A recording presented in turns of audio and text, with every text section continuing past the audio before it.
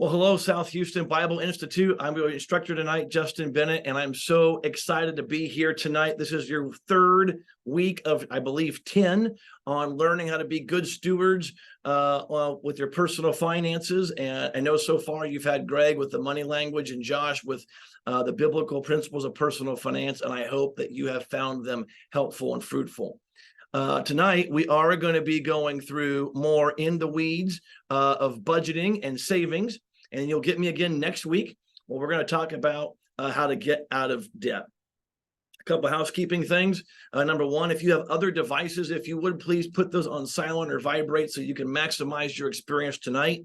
And hopefully you got the handout that is the Personal Finance Playbook workbook that looks like what you see on your screen. And there'll be some fill in the blanks as we go along. But before we get started, I thought it'd be great to start with a story. I've been coaching now, as Greg told you, over 13 years. I've been blessed to serve over 1,000 clients. And one of the biggest reasons why people hire me is to help them do their budget. And this one client is no exception.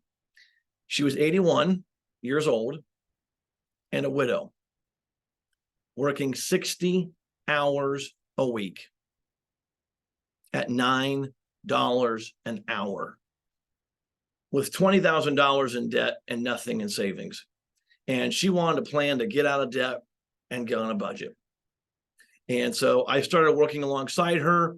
And one of the things I do is the first few months, I'll do the budget with my clients, not because they're not smart enough or can't figure it out. It's just most people like me, you got 47 things running around. And the last thing you want some spreadsheet to figure out. And so bottom line is I helped her. I'll never forget every month, the first few months, I would help Carol do her budget. Carol was her name. And I did the budget, help her balance the budget and everything. At the end of the month, end of the session, she goes, well, Justin, where'd my money go? And I'm like, Carol, it's right there on the budget. Oh, okay. We met the next month, same thing again. I helped her balance the budget. And she goes, Justin, where's my money? And I'm like, Carol, it's right there in your budget. She goes, okay. Third month, she says it again. And I go, Carol, I think we're talking two different languages here. What are you meaning when you say, where'd my money go? She goes, Justin, I was married for 50 years and my husband and I worked our tail ends off. And I can't tell you where any of that money went. Can you imagine the regret that must have felt like? Well, I'll never forget, she pulled out her finger right then and there and she gave the grandma finger wave only grandmas get away with. And she said, you tell anyone younger than 81. And I think even though most of you, I can't see you, I've got to believe most of you are younger than 81 tonight. She said, get on a budget. Don't be me. Get on a budget. Get out of debt. Do this now. And so I hope hearing that story inspires you, because budgeting, I know, is not everyone's favorite topic financially, but it's something we must do. And what I have found, most people, when they learn how to budget, they actually enjoy the process. So get your workbooks out. We are going to begin getting started here, and there'll be fill in the blank lines. This PowerPoint will go along with that. The first thing we're going to cover tonight is the emergency fund, what it is, how much we should have in it, when do we use it, when do we don't use it. So we're going to talk about your emergency fund tonight. We're also going to talk about, as we mentioned earlier, budgeting. How do we budget? And what does that look like? If I get paid every week, every other week, does it matter? What if my income's all over the place? We're going to talk about how to budget. Then lastly, how does this apply to you and me? Just a quick introduction on me, then I want to jump in and get right to the meat and potatoes. And so that's my picture of my family, beautiful family. My wife, Jessica, and we have 5 children, Jacob, Jada, Julia, Joelle, Josiah. Yes, all J's, I know. A few years ago, we were blessed. Our oldest, Jacob, got married to a beautiful woman named Rosa. And we just found out a couple of weeks ago, I'm going to be a grandpa first time next year. So we'll be graduating a daughter while simultaneously having our first grandchild. So it is very busy and active at the Bennett household. And again, I shared this with you guys a little bit when we met last time. Again, I've been doing this a long time. 13 years in the business of coaching, over 1,000 clients, and we've seen almost $8 million in debt paid off. But I didn't always do it right. And sometimes as financial professionals, sometimes we get looked upon as we've done everything right. I know me, I didn't. I grew up in a small southern Iowa town where I jokingly say more cows than people. In 2023, there still isn't a stoplight. I don't know if you have that in Texas, but here in Iowa, we still have small towns that are very small. And I went from that to a private business school. And by my mid-20s, I was a vice president of a bank. You would think that means Justin did well with money. Actually, the opposite was true. By my mid-20s, my wife and I had racked up over 6 figures in debt, not counting the house, between student loans, car loans, medical bills, credit cards, second mortgages, overdraft protection, you name it, we probably did about every loan possible. No money in savings, 5 kids, and at one point we almost lost our house to foreclosure while being on food stamps. So I know what it's like to be broke, not feeling good about the future, but I didn't stay there. I found this guy, you may have heard of him, Dave Ramsey, and began to follow the principles he teaches that come from the Bible. He often calls it God's and Grandma's ways of handling money. And by following those principles, some of which you're going to learn tonight and next week, by God's grace, we have paid off all of our debt except our house. We're working on that now. And we've got our emergency fund with money in it, and we're beginning to invest. And I don't say that to brag, only to say, though, this stuff works. Now, if you know of Dave Ramsey, you're going to like him, but the only difference between he and I is that I have more hair and he has more money. Now, do me a favor in the chat. I would like to see some comments on what you're hoping to learn about budgeting tonight or savings. What are some things is there anything specific, either a question or within budgeting or within savings? What questions are you hoping we can get answered? And if I can just have a couple people put that in the chat, don't rush to do it. We'll be happy to help. And I want to see a couple answers out here before we move forward.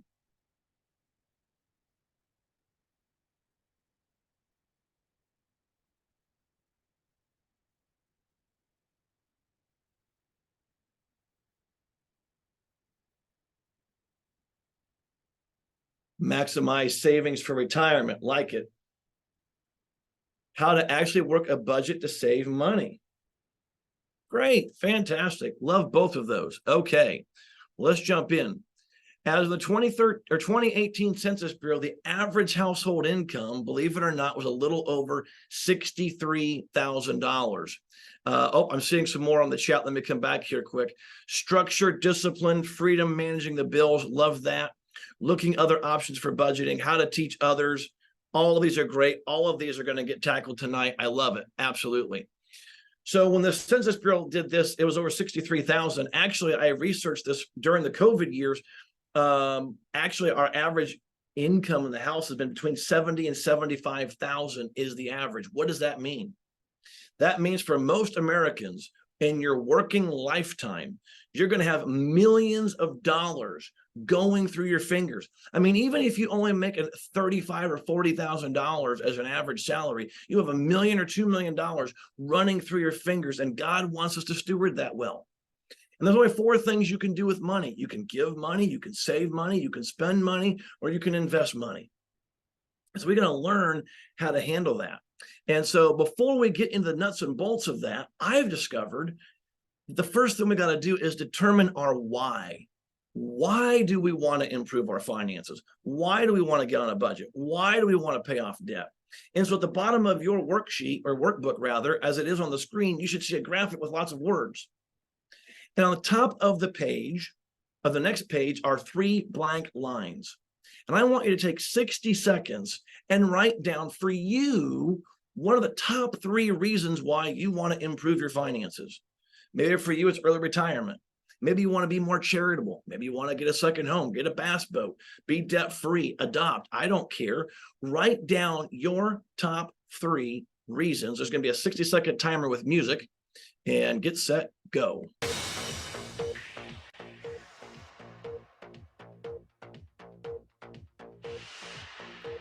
And if I could have someone please in the chat, can you hear the music while you're done? I don't mind.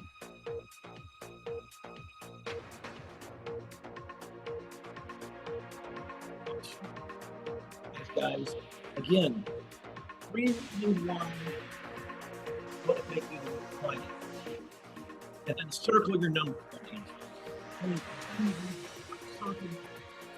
I do you want to keep the phone in?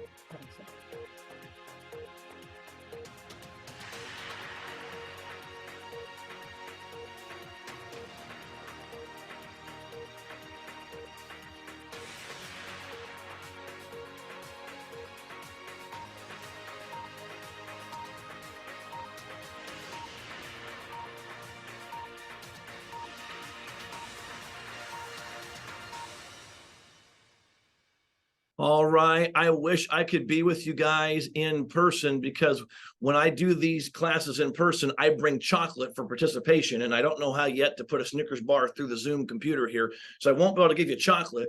But in the chat, I would like to have everyone, if possible, give us one reason why you want to improve your finances based on what you put down on your notebook, or your workbook, rather.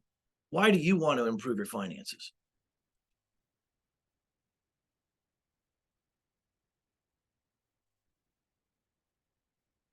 Debt free, yes. Give freely, love it. Take pressure off my husband. How much can I save for retirement? Awesome. So we got debt free, buy a home, retirement, take pressure off my husband, give more freely, buy a home. Those are all good. Relax. I like that one too. Those are all good reasons, right? I don't think anyone here on this workshop would disagree with those. But unfortunately, most of us are struggling with that. And I have found a video that I think accurately just depicts why. Here we go. I'm Stanley Johnson. I've got a great family. I've got a 4-bedroom house in a great community. Like my car? It's new. I even belong to the local golf club. How do I do it? I'm in debt up to my eyeballs. I can barely pay my finance charges. Somebody help me. I love it, Becca. She says that's a great one. Now, when I'm usually in a live audience where I can see people's faces, there's usually some laughter, some giggling going on. And then I would ask the question, why are we all laughing? So I'm going to ask you, even though I can't hear or see you laughing, if you're smiling at that video, why is that video funny? Put that in the chat.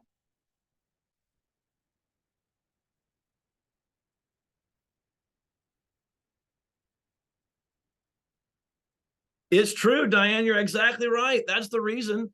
And you know, it's interesting. I remember when that commercial came out back in the late 90s. This commercial that you just saw was 30 plus years old.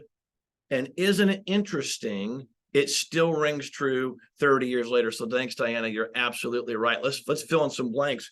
Should say page 5 on your workbook. The average consumer debt has $38,000 per household, according to the Consumer Reports. I honestly think that's low based on my clients that I've worked with. I wouldn't be a bit surprised if the average is bumped up closer to 70, 80,000. It is not coming uncommon anymore to have 6 figures in debt, not counting the house. Again, when you have the student loans, credit cards, car loans, medical bills, 401k, owing parents, owing friends and family. It's not uncommon to see 50, 60, even 6 figures in debt. I've even seen it. I had someone I saw once that had over $1 million just in student loan debt. And the debt has just gone out of control. 77% of Americans live paycheck to paycheck. And I define paycheck to paycheck this way, like my friend Chris. If you took away one paycheck, could you still pay your bills? And if you can't, that is paycheck to paycheck. Often I hear people talking about paycheck to paycheck being more of part-time or low income. And what studies tell us is actually the more you make, the more likely you are paycheck to paycheck. That is crazy. 92% of us are losing sleep over finances somewhere in our adult life. Now, maybe you're losing sleep because you're wondering, am I ever going to buy the house? Maybe you're losing sleep because of, maybe we're losing sleep because we're afraid the water bill is going to get shut off. Are we going to have enough for retirement? Are we going to be able to help our kids when they become adults, right? And lastly, money fights are the leading cause of divorce in America today. And lots of studies highlight that. What industry was the person in that owed $1 million in student loans? They were dentists, which is very common. And you'll find out more about debt next week. Stay tuned. And I know you're thinking, now, Justin, Greg said this would be more of a motivational style seminar. I'm seeing those stats. I'm not real motivated right now. But here's what I discovered. That's why we started with that why. When the why is strong enough, the how will happen. But when I read a book a while back called The Millionaire Mind, this is a book way back in the 80s, I believe, and it studied decamillionaires, people who had $10 million net worths. And they were first generation rich, by the way. I'm actually going to read an excerpt from that book when we meet next week that will surprise you. But there's two leading indicators of those that build wealth successfully. There's two leading character qualities. One, believe it or not, is integrity. And two, discipline. Discipline. Well, I don't know about you. I don't like discipline, but I like what discipline gets me. Give you an example. Several years ago, my wife and I, with another couple, we did a mini triathlon. If you've never done a triathlon, that's simple. You run, bike, and swim all in one race. I really don't like running. I just like a challenge. And I got to tell you, there's 11-week training that we did. The first 4 or 5 weeks, I absolutely couldn't stand the training. In fact, if my wife wasn't in it and good friends weren't in it, I probably would have quit, if I'm honest. But we stuck with it. And I'll never forget, about 6 weeks into the training, I was wrapping up the day and I was actually looking forward to training. I'm like, wow, I've been dreading this. And now all of a sudden the tide shifted. Now I'm excited. Now I want to do this. Well, guys, same is true with budgeting. The first month may not go that smooth, and that's okay, but stick with it, because usually about 90 days later, you go, wow, I'm so glad I budgeted. And so we're going to start, if you turn the page, should be page 6 in your PDF handout. We're going to start talking about the emergency fund. We'll hit that first before we hit the budgeting topic. An emergency fund is a category we find in our budget where we on purpose set aside money for unexpected circumstances. Again, we talked about that in the biblical principles. Josh did a great job in leading that. And remember, Proverbs 21:20 says, in the house of the wise is a storehouse full of choice food and oil, but a foolish person spends everything they have. Well, we don't want to be foolish. We want to be wise. And one of the things we're saving for is emergencies. As we had in the chat, in kind of the pre-show here, I was asking people, what did they get out of it? And learning there's no such thing as an unexpected emergency. And you're exactly right, but we're going to put money back for it. However, if you're like most people, you probably have what we call budget busters, things that came up that you weren't anticipating that we could call an emergency. Now, Christmas doesn't count. Okay, that's not an emergency. But I want you to take 60 seconds in your workbook. I would like for you to write down in the last 3 to 6 months, what have been some unexpected expenses that you came into that you could call a budget buster. Again, 60 seconds, go.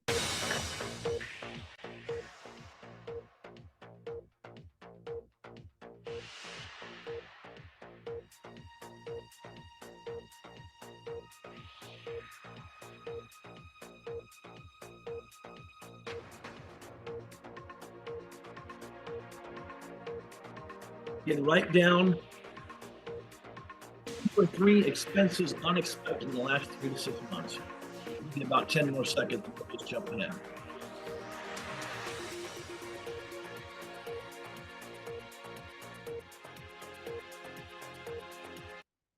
Okay, in the chat, again, sorry, I don't have any chocolate to give you, but if you would in the chat, write down what were some unexpected expenses you've encountered in the last 3 to 6 months.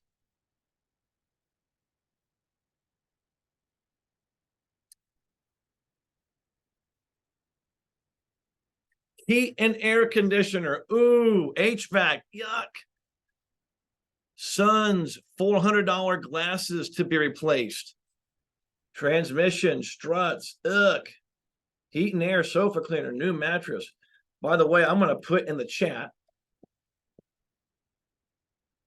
a place where I get my glasses, zennyoptical.com. I don't get paid. There's no sponsorship here. But I got these prescription glasses with the blue tint and all that jazz, and prescription sunglasses. Tax title delivery for all of that was under $50. All you have to do is have your prescription. I give this to my clients. They love it. So Awesome Annette uses Zenny too. They do great. They ship it great. I've never had an issue with my glasses in terms of go a long time, and I beat up my glasses pretty bad. I play sports and those kind of things. That's great. Becca, medical, dental, kids, car. Again, those are all budget busters, right? We all have those budget busters. So what would it be like if you had some money set aside so when those unexpected events happen, you're prepared? Well, that's what the emergency fund's for. Now, how much should you set aside? Well, if you don't have anything set aside, we recommend starting at $1,000. Now, if you're like me, $1,000 is not a lot of money. But sadly, to fill in your blank here, 64% of Americans do not have an emergency fund of $1,000. I think I read a stat just the other day that was at 51% can't even cover a $400 emergency. So we want to have that. Now, I mentioned Dave Ramsey earlier, and I'm going to take a quick detour from savings, and we'll come right back. And I'm going to keep this slide up for a moment. Feel free on the left-hand side of your margin if you want to add these. These are the 7 baby steps on how to get out of debt and build wealth. I've used them. I know Greg has used them. Millions of people have used these, because here's where I went wrong when I first tried to get my financial life in order. See if this sounds familiar. I was trying to save money, at the same time get out of debt, at the same time have a life, at the same time go on vacation and invest for the future and do this and do that and buy a home. I don't make that kind of money. I can't do all that at once. My guess is you are the same boat as me. And so why these baby steps are important is it tells you what to do first, what to do second, and what to do third. And so the very first baby step, if you've got debt and all this, you start out with $1,000 emergency fund. And if you do this right, this shouldn't take but a couple months max. And we'll talk more about how to do this emergency fund and use it in a second. But that's our first goal. As quick as you can, get $1,000 starter emergency fund. When that is done, baby step 2 is the debt snowball. I'm going to go in detail next week on the debt snowball. But basically, this is where we pay off all of your debt, everything but your primary mortgage. When all of your debt is gone, we go to baby step 3, and we take 3 to 6 months. Now we take that $1,000, savings, and raise it to 3 to 6 months of living expenses. And when we do baby steps 1, 2, and 3, we do them one at a time with very focused intentionality. We're not worried about retirement. We're not worried about buying a house. We're not worried about any of that. We're just doing 1, 2, and 3, one at a time. When you've got the first 3 steps complete, we do 4, 5, and 6 at the same time. Baby step 4, we invest 15% of our income into retirement. Baby step 5, the kids' college. Baby step 6, pay off the house early. And baby step 7, build wealth and be super generous. In fact, if I remember right, later in your 10 weeks, Greg is going to do some teaching on the intro to investing. You want to make sure you catch that. So that's your baby steps. This is your compass. And what I've discovered is this. The baby steps are not a buffet line that you pick and choose. Or I remember Greg used to say when I heard him do this talk is if you shuffle the baby steps deck and you do it in your own order, pain and stress will follow. Trust the process. It works. Let's go back to savings at the bottom of your page. What are some basic rules for what an emergency fund is not? Your emergency fund is not a vacation fund. I'm not against vacations. Went on one in July. But that should be a budgeted line item, not an emergency. Eating out. Your emergency fund is not, I'm too tired to cook. We're going out to eat tonight. No. In your budget, you have a line item for eating out. That's not your emergency fund. And it is not pad in the checking account. It's okay to have a couple $100 in there if you want to have a little cushion to make sure something doesn't happen. But the pad is not your emergency fund. So flip to the page. What is your emergency fund? Well, first off, you want your emergency fund to be in a separate account. It can be in a savings account. It can be in a money market. Heck, for all I care, put it in a coffee can. Don't care. Just keep it separate from your primary checking, because if you don't, like my friend Chris says, you're going to get robbed by the marts, Walmart and Kmart. You're going to go to Walmart thinking you're going to get a bag of chips, and you see a big screen TV and football's on, especially in Texas, and you're going to go emergency. No, a big screen is not an emergency, right? So again, that's why we keep it in a separate account where it'll be less likely to use it for inappropriate purchases. Number two, having an emergency fund, it gives you a little bit of protection, a little bit of cushion between you and life. When my wife and I were first before we did this rather, our emergency fund was the overdraft protection. And our stress was up to here. I mean, we were just sinking financially. When we got that $1,000 emergency fund, our stress went at least to here. Yes, we were still stressed, but at least we're now above water. So it gives you a little bit of cushion. And then when you're out of debt and you get to 3 to 6 months of savings, oh my gosh, the peace of mind that comes with that and no debt is incredible. And then remember, the emergency fund is only for emergencies. Things like car repairs, medical bills, loss of job, HVAC going out. A lot of those things you guys said are emergencies, absolutely. And that is what the emergency fund is for. So again, baby step 1, $1,000. Baby step 2, we get out of debt, which I'll talk more about next week. Baby step 3, we take the $1,000 and we raise it to 3 to 6 months of living expenses. I want to hit pause here before we go on to budgeting and talk more. I want to take any of your questions specifically to savings and the emergency fund. Any questions on the emergency fund? If so, either raise your hand or put something in the chat here. Now I'm going to give it about 10 seconds, and if I don't see a question, I will move on.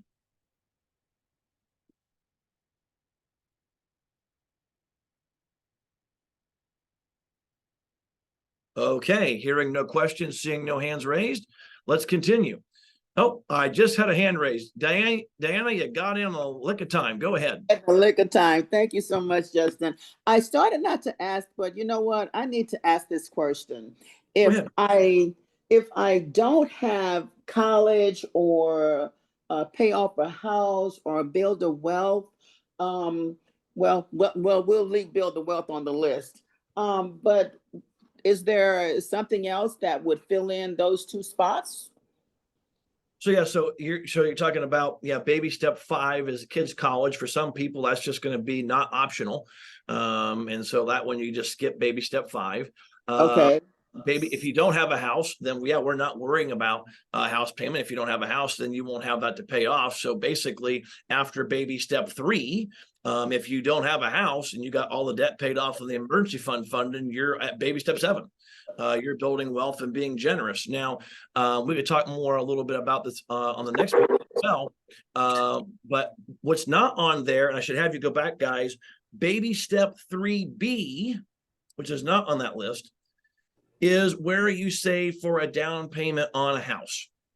So if you're renting right now and you're going to do the baby steps, when do we save for a down payment? I know that wasn't your question, Diana, but basically that would be the only other thing would be baby step 3B.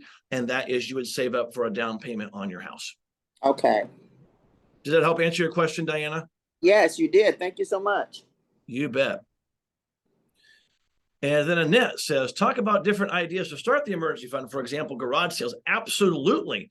So where do you get some of the saved money? Well, it's going to be from your budget. We're going to talk about that in a minute. But where else can you do that? Garage sales, plasma, selling stuff. I love Dave saying sell so much stuff the kids think they're next. I'll never forget, I had years ago a single mom. I might reference her multiple times because she's just got a great story. She had 2 ex-husbands, in fact, and they would gang up on her to try to get what they want. And it was just really just mean couple of guys. But I'll never forget, I told her to get that $1,000, and she's like, Justin, I have no idea where I'm going to get that from. I go, well, if we can't find it in your budget, you got to sell some stuff. You got to get extra jobs. And she really wasn't much into that idea until she sold one item on Marketplace, and it worked. And then she sold another item and another item. I'll never forget, she came up for her first follow-up session, and in 1 month, just by selling the stuff in her house, had $1,000. Yes, consignment store for clothes and furniture. When we were broke and in a mess, we gave a lot of clothes to consignment. And even some of the stores where all we could get was store credit, which was just great because when our kids were growing, we needed to buy clothes and we didn't have a lot of money.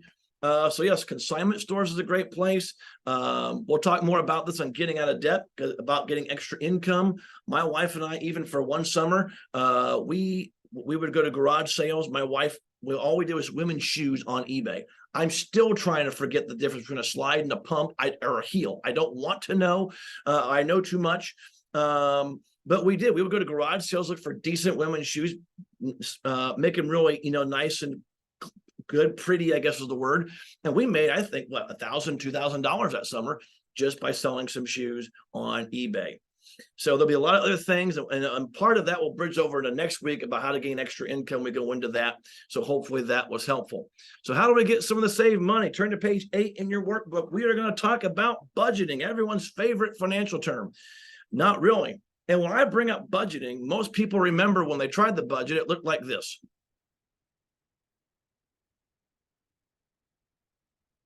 Does that look familiar? Well, here's why our budgets can look like this car crash.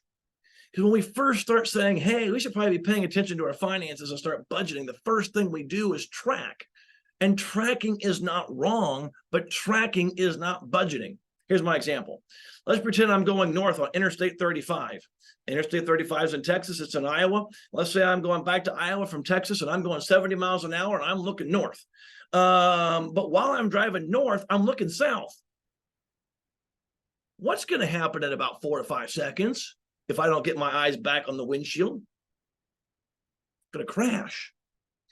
And that's what I see too oftentimes with people's finances when they budget. They only look backwards, which you still should do, but we need to look forwards. And what are we saying to fill in the blanks? We want to be proactive, not reactive. So budgeting, we're looking forward. We're being proactive, not reactive.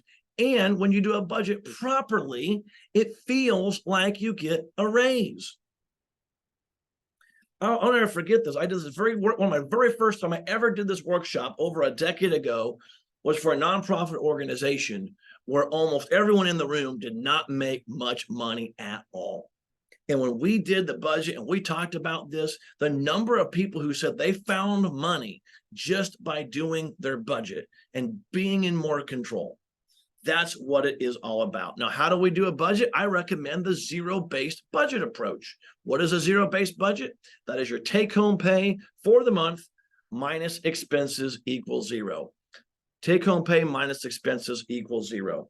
If you're not already, you should be on page 8 and 9 in your workshop, in the workbook, excuse me. And on the far left-hand corner, you're going to see another margin. And I don't have this in the workbook, but I have what I call the 4 keys of budgeting. And I'm going to have you write that in your workbook or a notepad or whatever you got going, what I call the 4 keys to budgeting.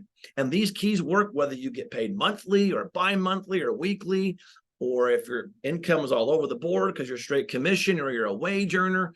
These keys work no matter where you are with your numbers. But before I go to the 4 keys, please understand this main principle about budgeting. Budgeting needs to be a way of life for the rest of your life. Let me say it again. Budgeting needs to be a way of life for the rest of your life. Because here's what I've seen too many people do. They get in a pickle and they go, maybe I should do this budgeting thing, and magically they have more money. And just as soon as they finally get some breathing room, we're like a squirrel in the middle of the road, and we stop playing, we stop doing the budgeting, and we get right back. So even when you get out of debt, even when you have money in savings, again, I'm out of debt, and I got savings, and I still budget. Greg, he's still budgeting. I know he is, and so this budget stuff works. So the first key to budgeting is you need to update the budget every month. I love Dave Ramsey saying here, a budget's on paper, on purpose, before the month begins. Every dollar has a name. Now, why do we update a budget monthly? Because here's what will not work. Budgeting where you set it and forget it does not work, okay? So when we update the budget, we're updating the income. What are we projecting our take-home pay for the month? And if you get paid wage and it's not the same every paycheck, you're going to make an estimated guess, and it's okay. We're going to update the budget both on the income side and the expenses. Once you've updated the budget, you're going to do the second key, and that is the balancing the budget. When you balance the budget, again, that's your take-home pay for the month minus all the expenses for the month equals 0. Now, in the chat, just for fun, I want everyone to type in won't balance. Type in won't balance. It will make sense in a second. So just type it in the chat, won't balance. There you go. What do I mean by that? It won't balance the first time you do it. So when you put your income in minus expenses, it won't equal 0. You didn't fail. Now type in the chat one more step.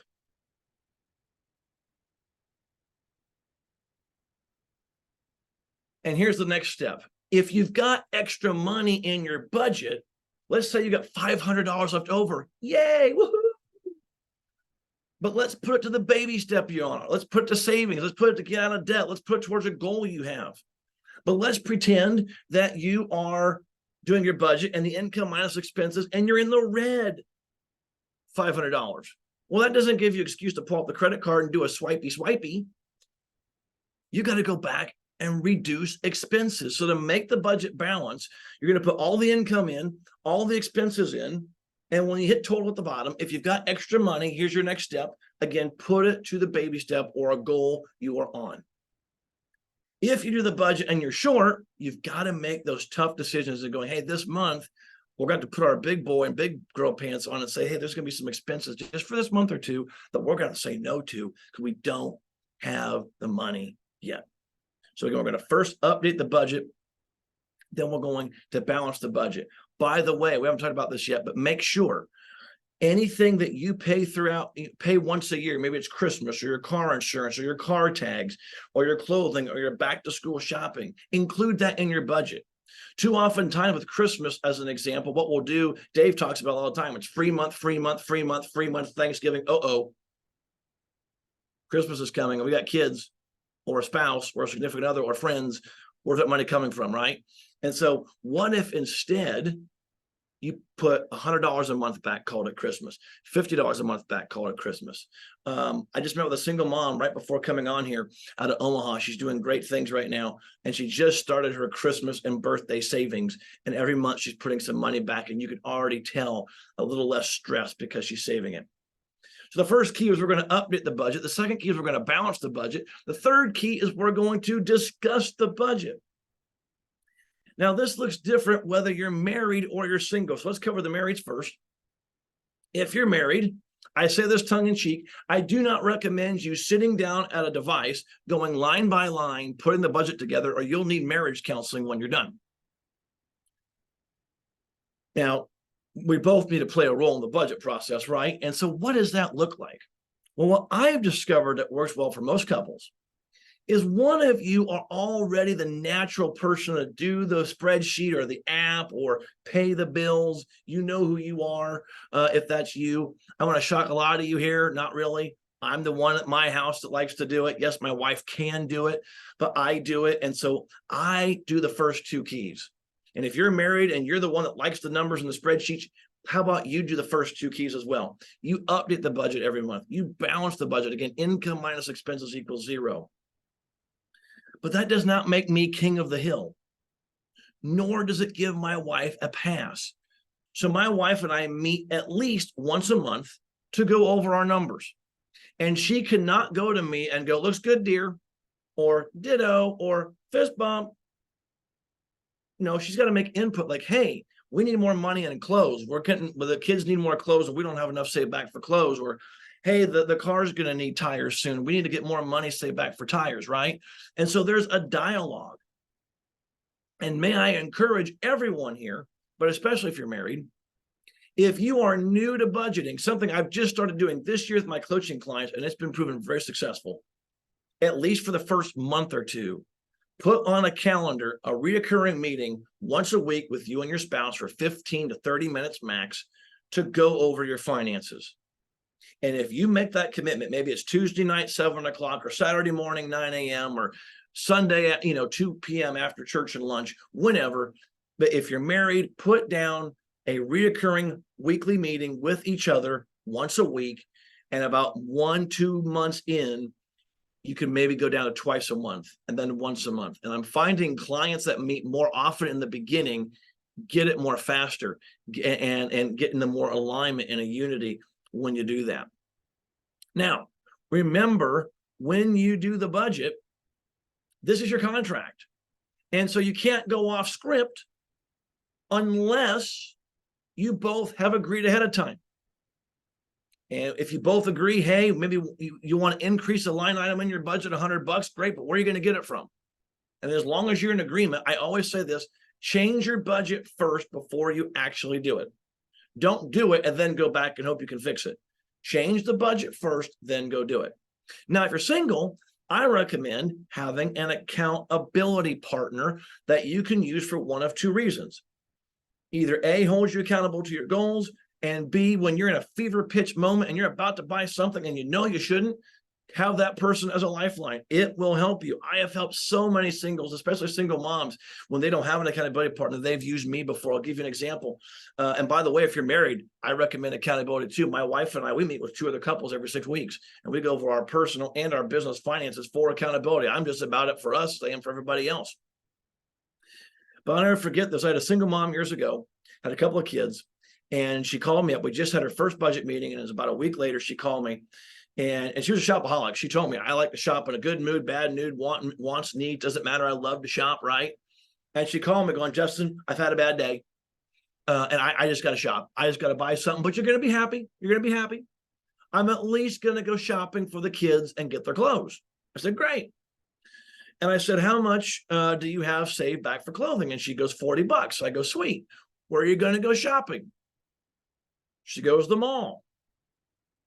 Now, I don't shop malls that often, but last I checked, you might get one t-shirt on sale for $40. And I'll never forget it. I made the suggestion. I said, hey, I think you should go clothes shopping. You got $40, go do it. But I'm going to encourage you instead, go to a thrift store like Goodwill. I didn't even get Goodwill out, and she yelled at me, sweared at me. She said words you couldn't use in church, and she hung up the phone.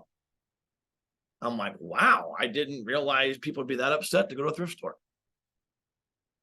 I'm not kidding. 2 hours later, she calls me on the other end of the phone. You can tell she's in a much better mood. She goes, Justin, I can't believe it. I just left Goodwill. I've got all the kids back to school shopping done with money left over. I am so sorry I yelled at you and hung up on you, but thank you for being there. It helped me from making a poor decision. And that's what that accountability partner can do. We all have those moments. Even if you're a natural saver, every once in a while, you might want to go buy something that maybe it's going to take you away from your goals, or you have a tough decision to make. And I always say, if you got a major decision, whether buying a house, buying a car, changing jobs, any of those things, have someone else in your corner. Proverbs talks about in the multitude of counsel, there is safety. So again, key number 1, if we're going to update the budget every month. Second key, we're going to balance it. Third key, we're going to discuss it. And lastly, we're going to live on the budget. Dave Ramsey says it, I think is exactly right. It takes 90 days to get used to doing a budget. As I mentioned earlier, the first budget may not go perfect, and that's, you didn't fail. You're learning. Give it 90 days. So I'm curious, especially with a lot of Texans in the chat, put down, how many of you know how to drive a stick shift manual transmission automobile? Anyone else besides me know how to drive a stick shift? I promise. Oh, Audrey's like, me. I do, says Diana. I love it. I figured in Texas, we get a lot of me's going on. I love it. What does that have to do with budgeting? Well, budgeting, nothing, but it does have a point. My first car was a 1994 Eagle Talon. Nothing glamorous, but it was a 5-speed 4-cylinder engine. And I'll never forget trying to learn how to drive it. If you remember driving a stick shift the first time, you don't pop the clutch, you don't do the clutch right, you kill it, the whole thing shakes, and you pop and you squeal and you all that. And I thought I finally had the kinks worked out. And my dad and I are going down the road about 70 miles an hour, and I see a stop sign. Now, whether you shifted gears before or not doesn't matter. If you're slowing down, you need to shift the gears lower. Well, I was in fifth gear. You're supposed to go to fourth. Well, on that particular day, I accidentally got real efficient. And at 70 miles an hour, I went from fifth to second gear. You don't have to be a car mechanic to know what just happened. The car made a very loud and angry noise. Right behind it was my dad, who made a loud and angry noise. And I wasn't sure which one was going to kill me first. But after practice, and thankfully the transmission didn't need replaced, I can drive a stick shift, no problem now. Not miss a beat. And budgeting is no different. The first time you do it, you may kill it. The first time you do a budget, you may spin some rubber and you didn't mean to. But if you practice, almost all my clients tell me within 1 or 2 months, and you can ask Greg the same thing. They go, why didn't I do this sooner? It wasn't as bad as I thought.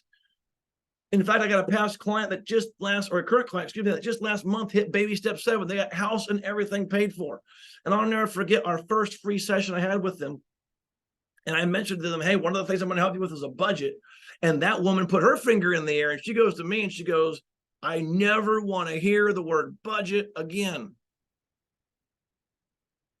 Every session, she says, I am so sorry I ever did it. I said, you're fine. She loves budgeting now. In fact, they just got a new dog, and I joked with them today, and I think they're half serious. They may name the dog Budget. And so budgeting really isn't that bad once you get into it. So we're going to update it, we're going to balance it, we're going to discuss, and we're going to live. So you should see on page 8 and 9, a sample budget. Obviously, there's more to it than this. You'll see it in a minute. First thing we're going to do is we're going to list in all the income sources for the month by take-home pay. That's after taxes, after benefits, and then all expenses. And again, it needs to equal 0. Please turn in your workbook to page 10 and 11. It should look like this, where you have a full budget form. And I believe one of your assignments was to have some numbers in front of you. And we're going to take the next 15 minutes, and there's going to be a timer with some music, and you're going to begin to fill out this form.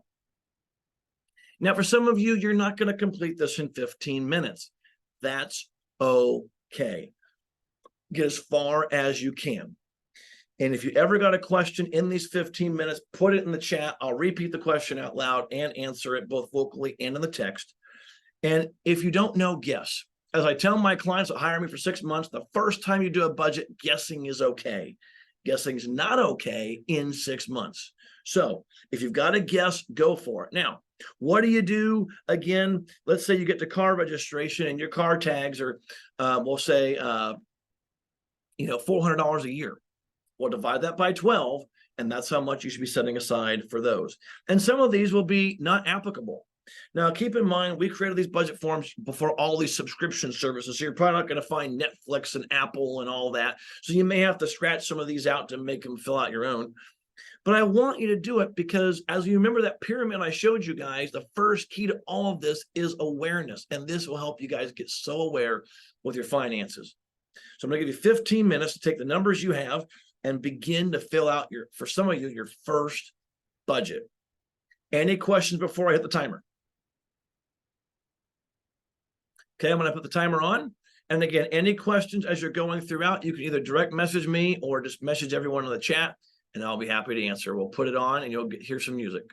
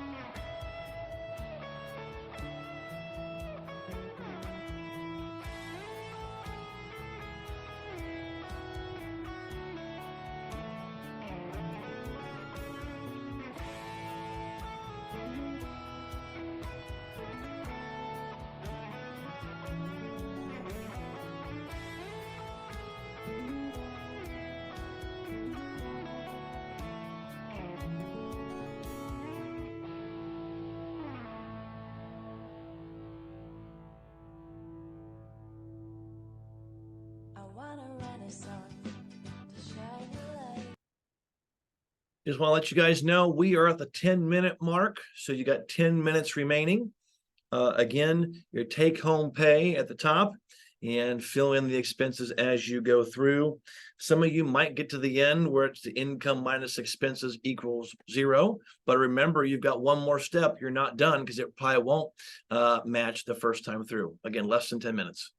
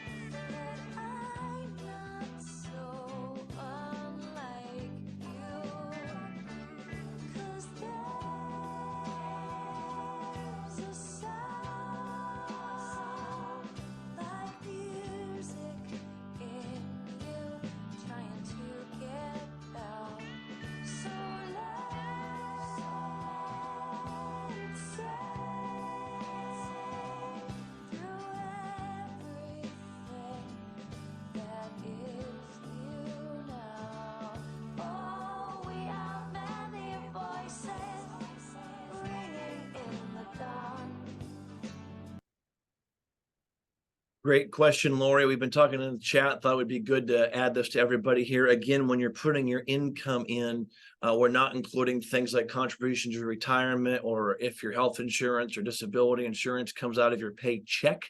We are talking, when it comes to income, we're talking about what is being deposited into your bank account. And so if you're doing any contributions from your checking account, not your paycheck, but if you're doing any contributions from your checkbook or checking account, then you would include that in the expense line item. And again, you can see the dialogue between Lori and I in the chat. And I know it says 7 minutes, but let's give it about 5 more minutes and then we'll wrap this up.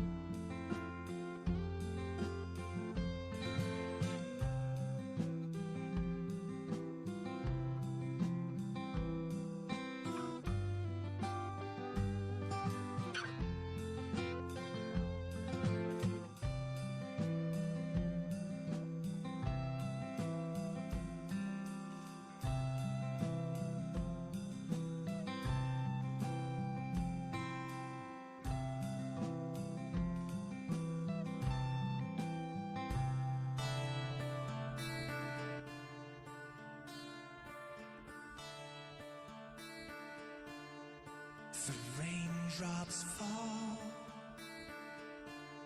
and the sun will shine. It's a saving grace for a troubled time. Come on, come on, come on, come on. Come on, come on, come on, come on. Come on, come on, come on, come on. Come on, come on, come on. The wind will speak, a change will come. They cannot stop what we've begun. The wind will speak, a change will come. They can't. Lori had another great question. Again, when you're thinking about any debts that you pay, like a car loan, you're going to put the monthly payment. What are you paying on your car loan? Or if you got credit cards, what are you paying? So you're not putting the balance, but you want to put the payment that you're paying. And I'm going to call 2-minute warning here.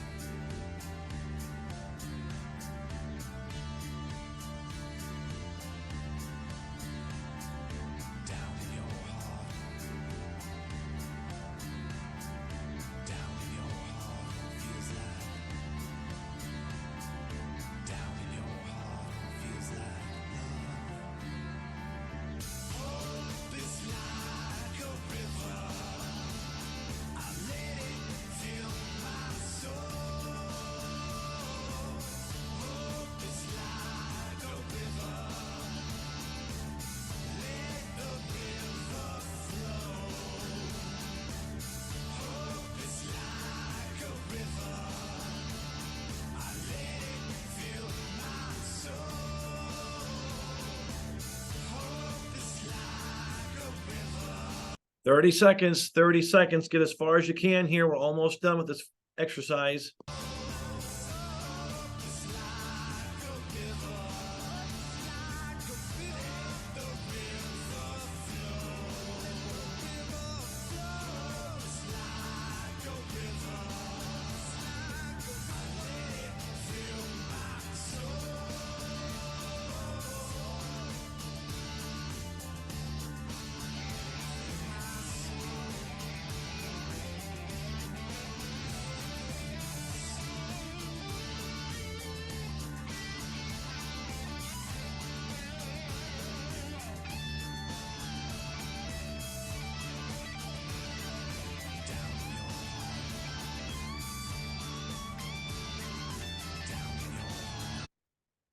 All right, guys, pens are down, at least for this exercise here. Let me turn the volume back up for me. Okay, in the chat box, again, many of you probably didn't get all the way done, but I hope at a minimum what this did is say, hey, when we hang up, I want to finish this, or I'm going to get back at this tomorrow because this is getting me hungry. I want to know.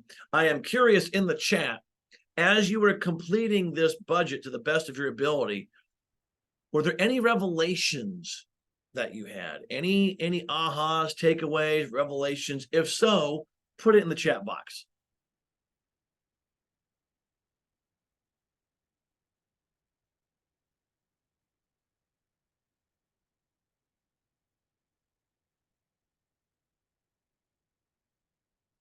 We eat out way too much. I can't tell you the number of times I've heard that, Lori.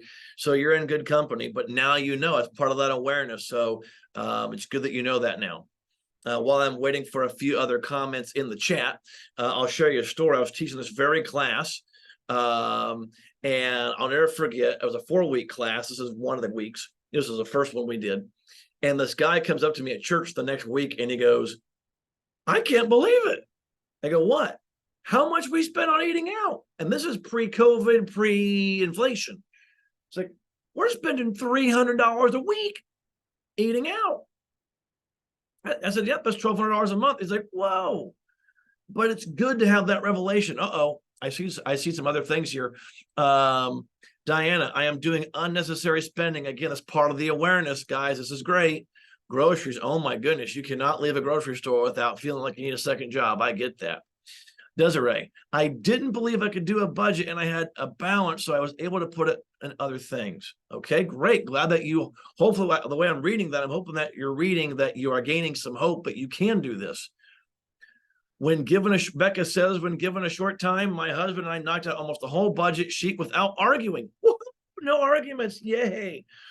Guys, I'm telling you, the number of times I've had clients tell me, as crazy as it sounds, the budget actually either made their marriage better.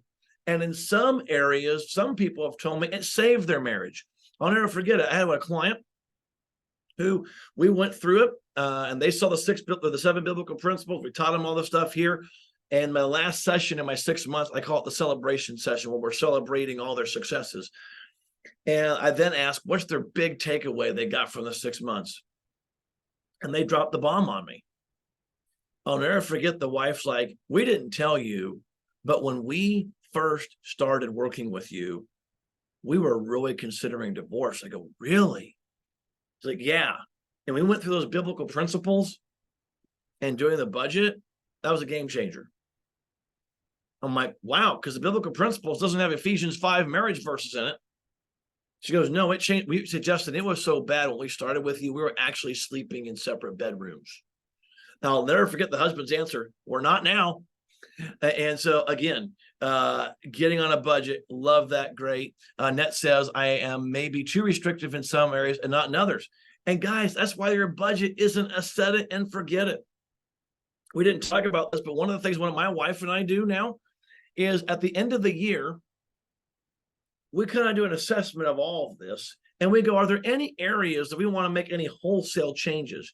Maybe we want to bump up our date nights with the kids next year more than normal, but we're willing to reduce another item as far as kind of a place setter, if you will.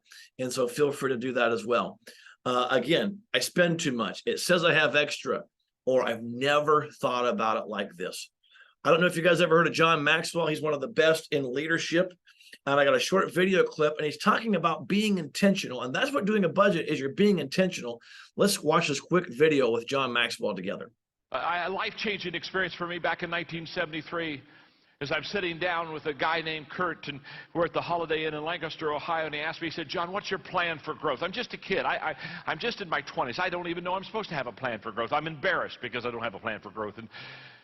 And so I decided to fake it. So I told him how hard I worked. I went through this whole schedule, and I was like a plane circling a field, trying to come in for a landing. I went around and around and around.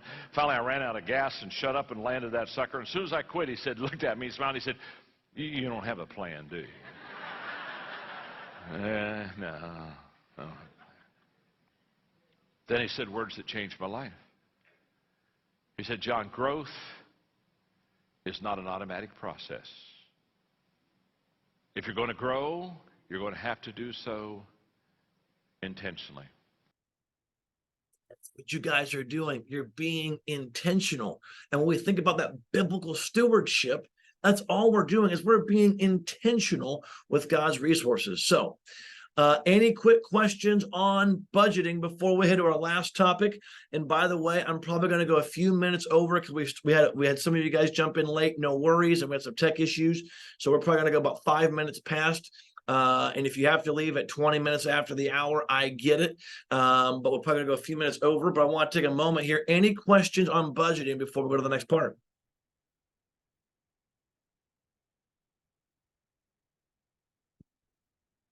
All right, hearing none, then we're going to talk about this a little further, and we're going to talk about the use of cash. Now, I know we're in 2023. They have Venmo, they have Apple Pay and Apple Wallet, but using cash for some of your expenditures is going to be a lifesaver. We'll talk about that in 2023 and beyond.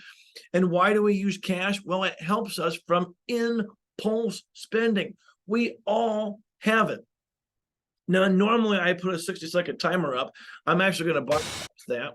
But quickly in your notes, just write down, what are your areas of impulse spending? If we're honest, where is your area of impulse spending? Circle the number one answer and then put in the chat, what was your circled answer? Where are you the most impulsive? And again, this is no shame here. No one's going to shame you what you put your answer by. Shoes. Oh boy, Laura, that's real. You should have saw our eBay store about a decade ago. We could have got you lots of shoes for really good prices. Ooh, Annette says ditto. We got a shoes club going. I love it. So again, think about, what do you impulse? Lori and Annette said shoes. What else for you guys? Becca, food when my kids go shopping with me. You got to be careful that you don't go shopping hungry, and you don't bring the littles if you can help it, because it can get dangerous. Clothes, bath products. Yes, food, Audrey. Yeah, we all have them. It's okay. But this is why cash technology. Oh dear, careful. Careful, I can get real scary real quick, right? And so we use cash. Why? Well, studies have shown when you spend with plastic, on average, you will spend 12 to 18% more. And actually cross through that 18 and put 24, because now we're seeing even up to 24% when you swipe plastic, even a debit card. But when you spend with cash, it neurologically registers as pain. Now, I'm not suggesting that when you have your annual Amazon Prime bill, you send Amazon cash, they're going to send it back. Okay. And you may have heard this called the envelope system. And envelopes aren't the magic. I know some people that get pouches. I know some people that you can get these accordion folders, and you don't need 47 of them. You only need these areas of impulse spending.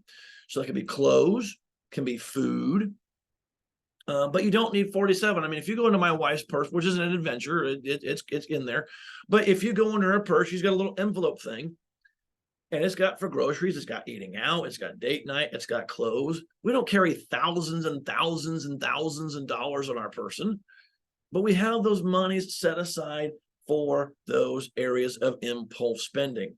Now, personally, I still use a debit card. I don't use credit cards, but I do use a debit card for things like fuel, online purchases, Amazon. My wife was in England this year for the first time, used a debit card, worked just fine. So we use debit cards for that. But for other consumables, again, like eating out, clothing, those things, we use cash. Now, John Maxwell, who I just heard a moment ago, to fill at the bottom of page 12, he says there are 4 types of people. One are cop-outs.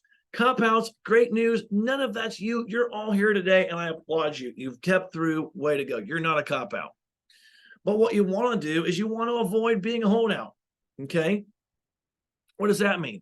Well, being a holdout's like, I'll pick on Becca for a second. Well, I'm going to watch Becca do it. And if it works for Becca, well, then I'll do it. Well, don't be a holdout.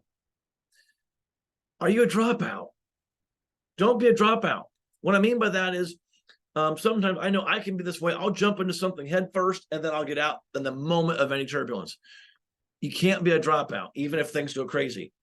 If you want to win with money, and if you want to be a good steward, you've got to go all out with your finances. What does that mean? You got to draw a line in the sand and say, it starts today. Life's too short to be broke. Life's too short to not be in control. Life is too short to be stressed. Now is the time to get a hold of your money, and you are here, and I am grateful for it. Let's talk about, on page 13, a real life story. This couple hired a coach about a decade ago, and their big why was to get out of debt. Problem, they had over $30,000 in debt, not counting the house. They overdraft, get this, they overdraft on average twice a month for 13 years. Today's overdraft fee is $30. That'd be $60 a month, $720 a year. That means in a decade, they had over $7,200 just in overdraft fees. They checked their checking account balance daily because they're stressed, couldn't sleep. The marriage was in a strain. They never thought they could ever get out of debt, but they knew they needed to. And we taught them the baby steps. We taught them how to save. We taught them the debt snowball. We taught them how to budget, the cash, and all of those things. And I'll never forget the first 4 weeks, they stopped overdrafting and never overdrafted again.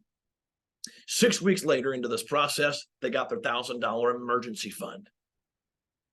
They thought, based on their original calculation, it was going to take them 7 years to pay off 30 grand. If they did it in 15 months. 15 months, they paid off 30 grand in debt. And I see this, and Greg's seen this. We've seen this all the time. Now, again, we're going to talk about the debt snowball in detail next week.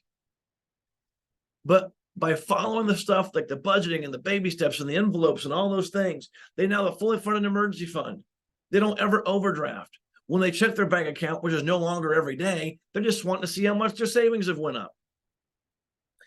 How incredible is that? That can be your story as well. But again, it starts with behavior change. And do not wait to be motivated. If you wait to be motivated, you're never going to do it. So now is the time. Get with it. You can do it. And if you do this over time, eventually you're going to be like the guy on the left with the weird glasses and a lot of money in your hand. Now, maybe you won't hold out that many 50s. But here's what I don't want for you guys. You're in a 10-week course on how to handle God's money. I don't want you 2 weeks after this course is over feeling like the guy on the right, where you're still stressed and you just, And that's why we did the very first thing we did is, what is your why?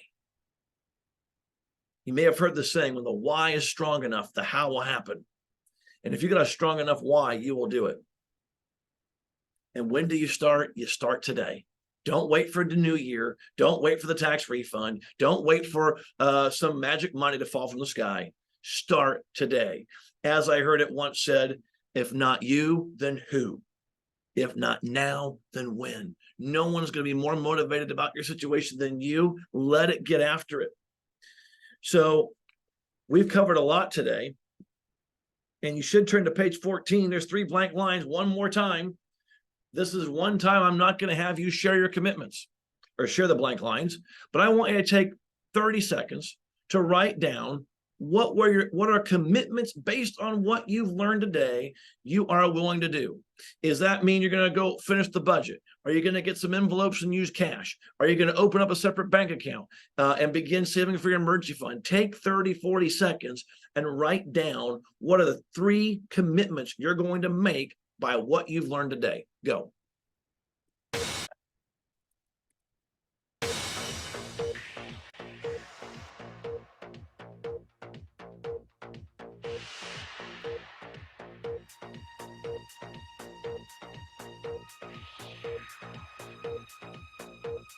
Yeah, what are your top 3 commitments? And once you've made that circle and star, if you only made one commitment and you made it through, what is that one commitment? 10 more seconds.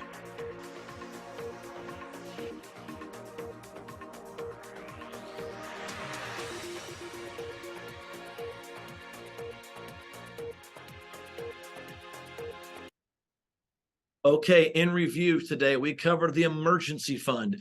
Again, the emergency fund, it is for emergencies only that you set aside in a separate bank account. Again, if you have debt, we're going to start with $1,000 as your beginner emergency fund. And if you're out of debt, we're going to go 3 to 6 months of savings, again, for emergencies only. If they remember the 4 keys of budgeting, we update it every month. We balance it. Income minus expenses equals 0. Remember, there's always one more that you got to do. Discuss it and live it. Then lastly, application. Use cash versus plastic. Yes, we live in a digital era, but where you can, use cash and then get on it today. Guys, it is now 8:23. I am going to stay on for any extra questions you may have. But before you leave, would you please put in the chat 1 or 2 things that you got out of tonight's session, or any questions that you have. I will stay as long as necessary to answer questions, but I would love in the chat, or if you want to unmute yourself and just share what's one thing that you got from tonight, either that you learned or got relearned and you're ready to apply.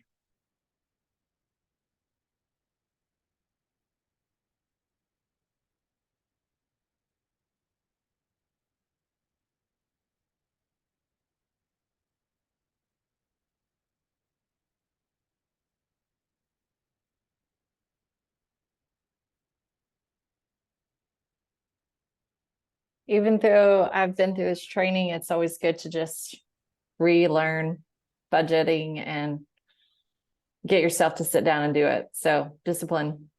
Discipline. Yep. Awesome. I love it. And yes, I think I taught FPU 17 times in 1 3-year period. And every time I went through it, it was just, oh yeah, that, or got to do that. And I love that. I see some stuff in the chat. I love it. Annette says, excellent class. Thank you. And again, next week we'll be tackling debt. And Greg will send out a workbook like this. Will be the same flow, same kind of fill in the blank style. Lakeisha, again, I hope I'm saying your name right. Budgeting really helps you understand where you are with your finances. Absolutely. Again, part of that pyramid from failure to freedom, that first part is awareness, and it really helps with that awareness stage. Diana says, ways to start an emergency fund and being committed to the process. That third phase in that failure to freedom is commitment. And you've got to be committed, Diane. You're absolutely right. And Annette says, thank you. I guess 5 minutes past our time here. I want to be faithful to that. I will stick around if there's any questions, but if any of you need to leave, go ahead and leave. And that was awesome. Lori just said, I learned that completing a budget is not as complex as I thought. I love that, Lori. Awesome. Audrey, not to live in my ignorance is bliss mindset. Yes, love it. Michael, make the start right where I am towards a new lifestyle. Michael, fist bump, love it. Desiree puts down, I learned how to budget, which I needed having a car accident and having to purchase a new car, which I wasn't prepared. And now this helps. All of these comments, love it, love it, love it. Thank you guys so much. And again, any questions or other comments, stick around. I'll be here. Otherwise, feel free to be dismissed. You'll get me one more time. Sorry, you get me one more time, but I'll be back again next time. And we're going to talk about how to tackle your debt. Thanks, guys, so much. Thank you, Justin. Enjoyed the class. Awesome. See you next week. Thank you. Yes. Thank you. Thanks, Awesome. guys.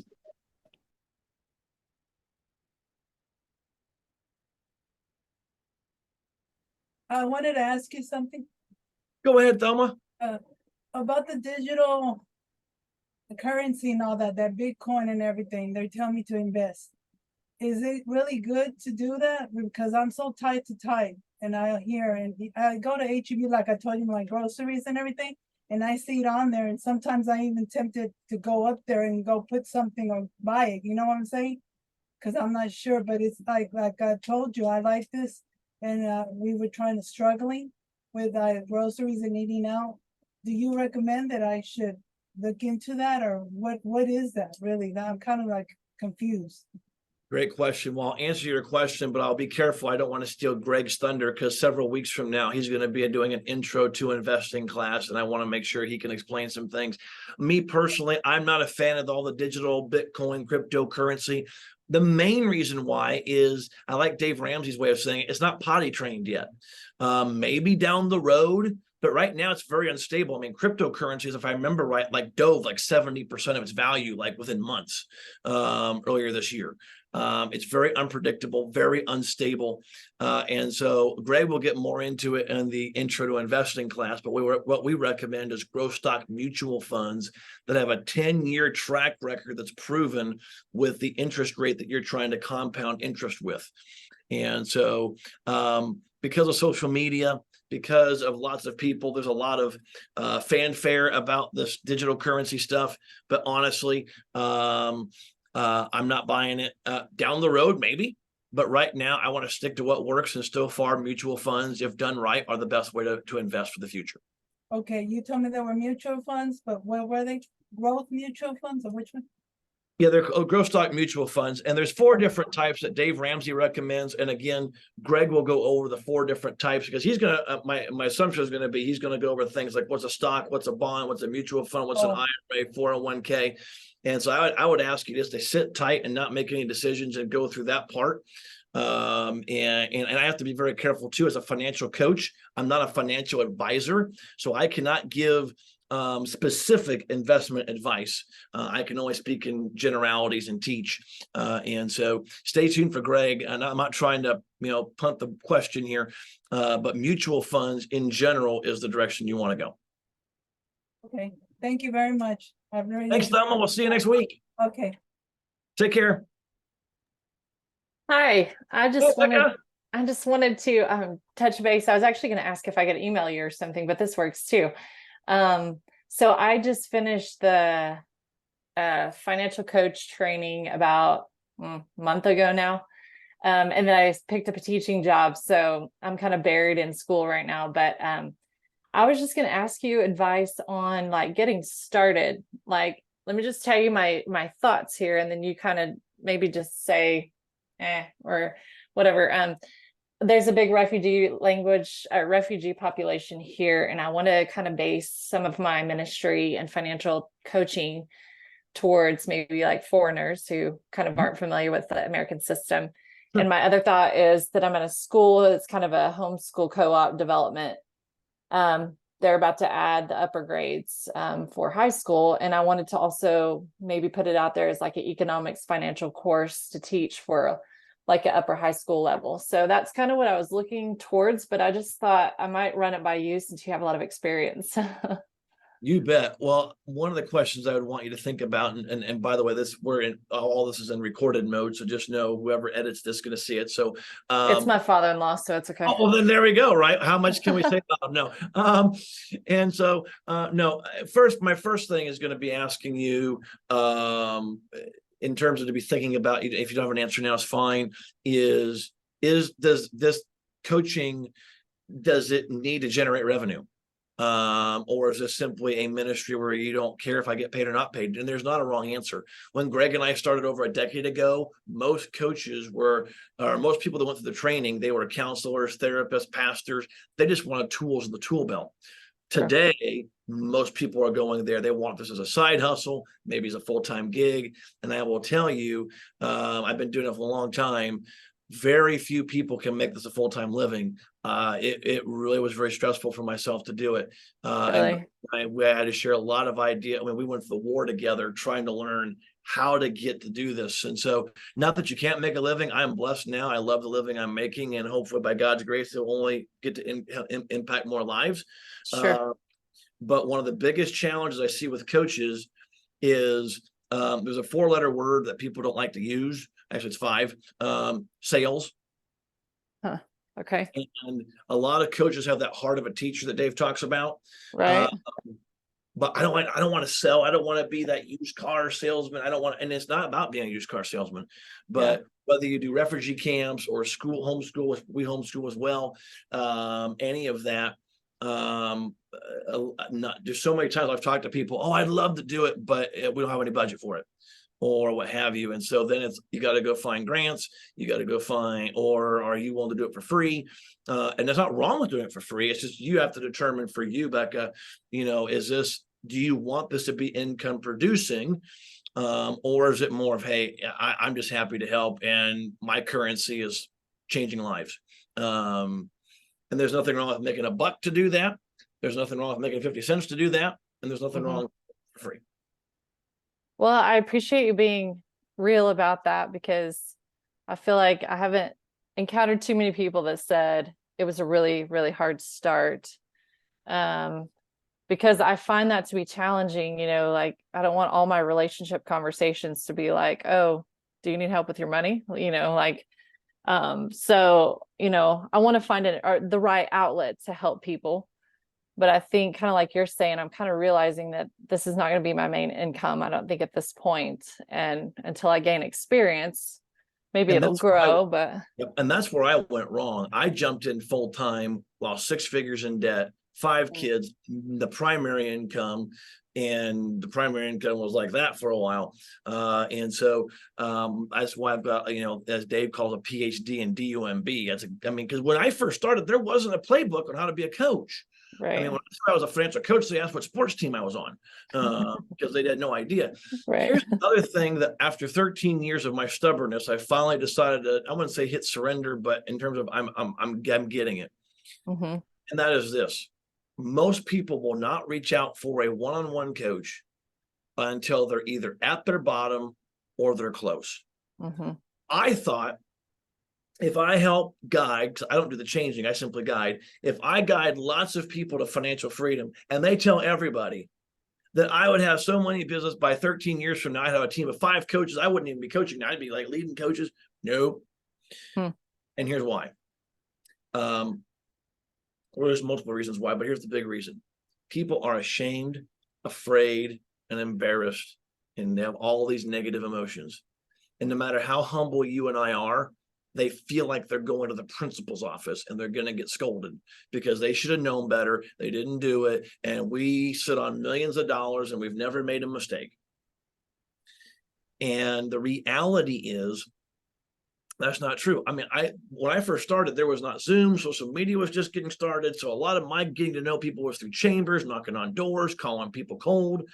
And I'll never forget 11 years, Becca, after I started, I had someone reach out to me who knew me from day one.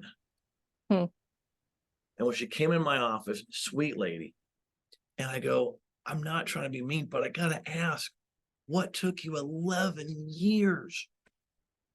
What I just said, Justin, I was so afraid. He said, Justin, look, I have seen all your social media posts. I have seen all the testimonies. I have heard nothing but 5-star stuff from you. It's never you. It was me. And so what I've realized is my job and your job as well is to be a lighthouse. Why a lighthouse? Well, everyone knows when you're out to sea and it's stormy, look for the lighthouse. Here's a quicker way, though, to grow what you're wanting to do is get really good at sharing your story. And the more, and again, talk to your husband of what you're willing to share. But I have found pain relates to pain.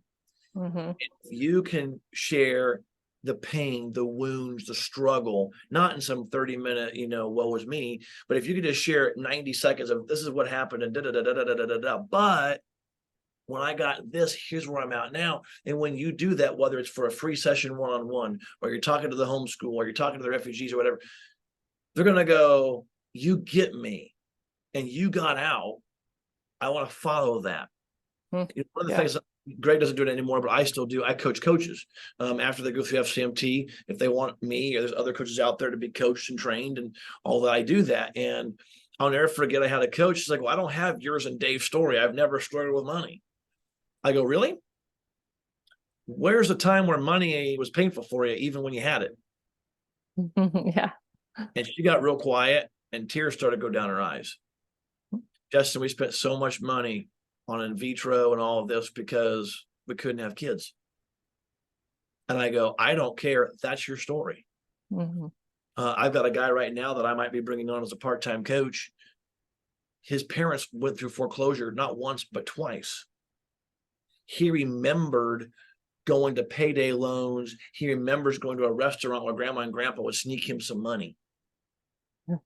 And even though he's a young man, just graduated college, the reason why I like him and I want him to potentially work for me is he's got a powerful story. Because guess what he did?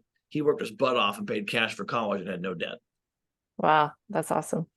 And so those kind of things, if you can get really good in a 30, 60, 90-minute window and sharing your story and coming from a place of contribution, and find out where are their pain points, whether it's an individual or an organization, what keeps you up at night? Because if they get vulnerable and honest, and they'll be as vulnerable as you're willing to be vulnerable, then that is where you can build some relationship. This is a relationship business. And so sales is not I don't mind cold calling. Some people don't do that, and that's fine. But sales is nothing but building relationships. So when they're ready, and some people will be ready right now. Other people, it just takes time, and you got to nurture and you got to nurture. And we live in a Chick-fil-A, social media, Amazon Prime world where we want to hit a button in 2 days, we got it. That's just not coaching. Now, I know a few people, they got lucky and that kind of happened to them, but they happen to be right place, right time. But for the most part, that's the part where a lot of people, it's the networking, it's the meeting with people and the number of people going, oh my gosh, you got such a great ministry. And and how many referrals do they send you? Well, 0. Yeah. And so, but don't give up on the mission. But I would just say, really search down deep. What is your next step of obedience to the Lord? And if he's telling you to make it a full-time business, he'll guide you. And he'll make it rain. Now, he may not rain on your schedule. He did not on mine. But as long as you're obedient to the next right step, you've already got the heart, and maybe it's a side hustle for a season. But I can tell you 13 years later, it still doesn't get old seeing people get it. I mean, when I was seeing those things in the chat, I mean, it just made my heart leap. And just like I taught this for the very first time a decade ago. Yeah, that's great.